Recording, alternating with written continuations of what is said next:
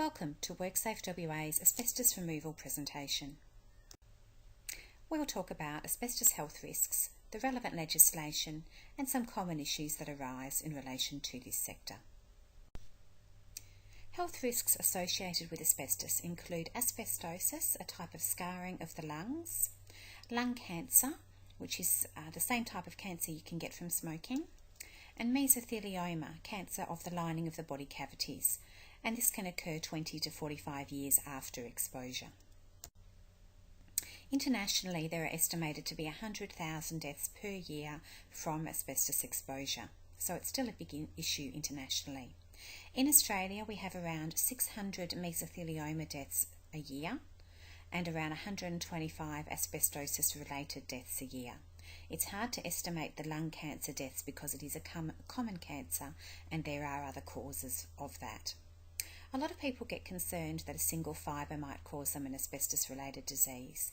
However, there is a background level of fibres in air and everybody has some exposure. So everybody has already had exposure to, depending on their age, thousands and indeed millions of fibres as a background level.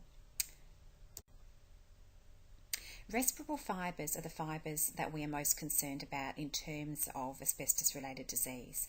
These are the very tiny fibres that can penetrate to the deepest part of the lungs. If you look at the illustration here of the human hair, and the tiny little pink beads that are shown there, those are given as an indication of the size of a respirable fibre. So you can see that they are much, much smaller than a hair and they are invisible to the naked eye. But they are the type of fibre that causes disease and they are the ones that we need to eliminate exposure to as far as practicable. This is a risk diagram from an organisation called nHealth, a group of health departments nationally in Australia. It shows how the general public has a very low risk of asbestos-related disease as they are exposed to a very low background level of fibre in air, and it then explains different risk situations. For example, a home renovator who isn't using safe work methods may be at a medium risk of asbestos-related disease, and a builder or tradesperson or another person that works with asbestos-containing materials from time to time, if they aren't using a safe work method, they may in fact be at a high risk. In WA, we use the Occupational Safety and Health Act and regulations. These apply in most WA workplaces, however they don't apply to mine sites, Commonwealth workplaces or offshore petroleum and oil. We refer in the regulations to NOSH codes of practice for safe removal of asbestos and management of control of asbestos. We don't use the more recent Safe Work Australia codes. Asbestos registers are required at workplaces where there may be asbestos in the building, and these are basically an identification document prepared by a competent person that shows where asbestos materials are thought to be in that building. So it's really important to have a look at those before doing work at those workplaces to make sure that any likely asbestos materials are identified and a safe work method is used. They're not normally available for home situations. The types of asbestos removal licence in WA include an unrestricted licence. Now, this licence is required to remove any quantity of friable asbestos. So, such removal needs to be done by either the holder of an unrestricted licence or a person employed or engaged by such a person and in accordance with the Code of Practice for the Safe Removal of Asbestos. For removal of more than 10 square metres of non-friable asbestos, a person must have either a restricted licence or an unrestricted licence, or it can be removed by a person who's employed or engaged by such a person, and it must be done in accordance with Part 9 of the Code of Practice.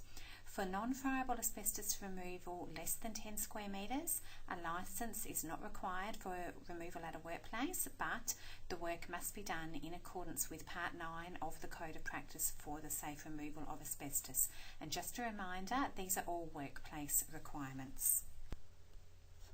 The Code of Practice for Safe Removal of Asbestos includes the required planning and documentation. Now, this is basically reviewing the job thinking about the hazards that might occur during the job, whether they're asbestos related or whether there are other hazards such as the risk of falls or electrical hazards associated with the job, and documenting in a brief format what those hazards are and what the safe work method is that's going to be used to manage those hazards. The Code of Practice also contains information on putting in place appropriate boundaries, security and signage, and choosing the correct methods of removal. It talks about using wet methods where practicable, using PVA coatings as an alternative to wet methods, and choosing tools that create minimal dust, so generally manual tools, certainly no high-speed tools.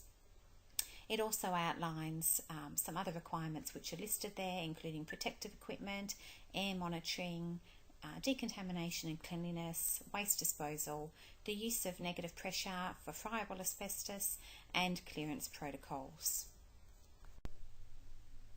As outlined in the Code of Practice for asbestos removal, the minimum requirement for a respirator for asbestos removal is a Class P2 particulate.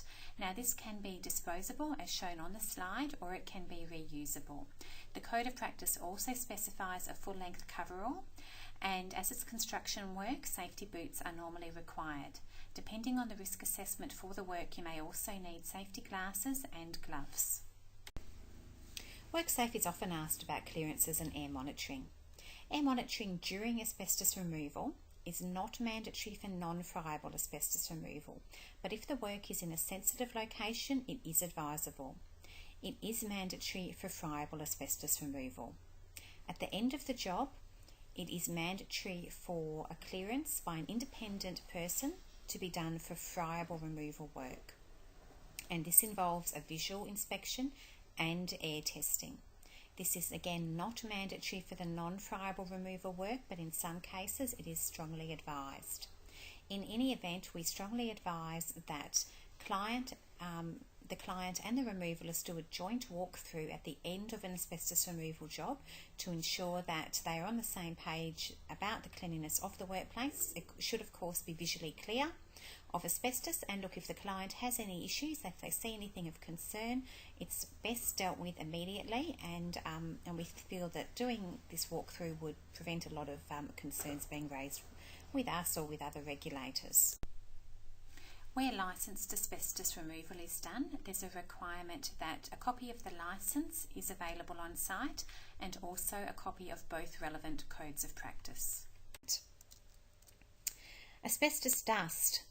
We've got a regulation requiring that no person in the asbestos work area should be exposed to asbestos dust. This is achieved using suitable work methods, using wet methods, low breakage methods and suitable tools, in conjunction with using the appropriate personal protective equipment. At the end of the work, the regulation requires the workplace being left in a clean and safe condition. This can be done by ensuring any asbestos waste has been properly wrapped and contained, the work area has been either wet wiped and the rags not reused, or it can be vacuumed with an asbestos rated industrial vacuum, and as such it will be left in such a state that the dust can't be dispersed. Asbestos waste must be disposed of in accordance with Part 11 of the Code of Practice for Management and Control of Asbestos in Workplaces, and this specifies heavy-duty waste bags or heavy-duty sheeting used to wrap the material should be thoroughly taped and needs to be labelled with an asbestos caution. Alternatively, drums or bins lined with plastic can be used, and the material needs to be taken as soon as practicable to an asbestos waste facility, which are listed on Department of Environment Regulation website or on the Asbestos Safety National website. Worksafe's approach to compliance generally and in relation to asbestos removal is that firstly we look to encourage people to comply, help educate them as to the requirements as we're doing with this presentation, and assist people to comply. However, we do then have the option to do improvement or prohibition notices where we've done an inspection and some compliance issues have been identified. An improvement notice provides some time to achieve compliance, and a prohibition notice requires that an activity has to be stopped because it involves a serious and imminent risk. And prosecution is available in serious situations, and whilst it's less common than the other methods there, it does happen, and it has been done in relation to asbestos. Some common issues that we see and that we hear about in relation to asbestos removal include inadequate marking of site boundaries, or not using a fence where a fence is called for. Also not having a safe work method statement, or not having a safe work method statement that's actually suited to the particular job. Not using wet methods in cases where it's practical to use wet methods, or not using PVA in circumstances where PVA is appropriate. And situations where breakage hasn't been minimised, so where people have been dropping sheets or breaking sheets or snapping sheets off. It's very important that asbestos removal is planned from the beginning of the job to minimise soil contamination. So have a think at the start of the job how that can be achieved. Is it possible to lay down sheeting, or if it's something like a fence, obviously that's in the ground already, but it's really important that it's all removed as part of the removal job. So inspection of the area where the sheet was in the ground needs to be conducted. The work area must be left visually clean at the end of the job, and as I mentioned earlier, Worksafe highly recommends a joint inspection with the client at the end to confirm it's visually clean. If there are any fragments as a result of the asbestos removal job, they should be able to be emu picked, just collected up and disposed of with the asbestos waste and the area raked to make sure there's no more pieces just under the surface. However, if you get a situation, whether that's from removal or whether there's historic contamination and there seems to be a more widespread problem with fragments of asbestos, it might require further investigation, and the Department of Environmental Regulation and the Department of Health should be notified of these situations. Other concerns and issues that come up: sometimes people are just using the wrong asbestos removal codes. The national ones, while they can be used as a guide, they're not the codes required under WA law. We also get concerns from neighbours. Neighbours do like to be informed of asbestos removal work so that they can close their doors and windows along that side of the house. This isn't mandatory under WA legislation, but it certainly is good practice, and we encourage you to let the neighbours know of this kind of work. Also, asbestos removal training, as you know if you've done it, is very much focused on asbestos removal. It is not significantly focused on asbestos identification. There are other training courses and qualifications that go into asbestos identification in more detail, and where there's an identification issue, we do recommend that people get a sample tested where needed, or they consult with somebody that's had specific training in identifying asbestos, and sometimes this is someone like an occupational hygienist that's had experience in this area. Sometimes people are using the wrong licence holder. For example, this illustration shows low density asbestos fibreboard, which is classified as friable, and you can see with the penetration there that's quite a soft material, and this requires an unrestricted licence holder. People might report asbestos hazards to Worksafe, and they commonly do. Worksafe considers and prioritises this information. Some of that does result in a visit or other follow-up action, and Worksafe takes action accordingly if any breaches are identified. Local government officers can't enforce the Worksafe legislation, however they can enforce the health asbestos regulations, which include some general duties around safe asbestos use. Other concerns that Worksafe's had have been about demolition being done and asbestos pieces left on site. It's always a big concern for people. Asbestos sheets that have been wrapped but not yet disposed of, and we do expect removalists to dispose of them as soon as practicable. It might not be the same day, but as soon as practicable after they've been removed, we expect them to be taken to a disposal facility. Excessive breakage, not using a wet method, not having the appropriate licence, or not wearing correct protective equipment are other common concerns people raise with us. If you have any doubts about the safe work methods that you should be using, or any questions about compliance, please feel free to call Worksafe or have a look at our website. Thank you.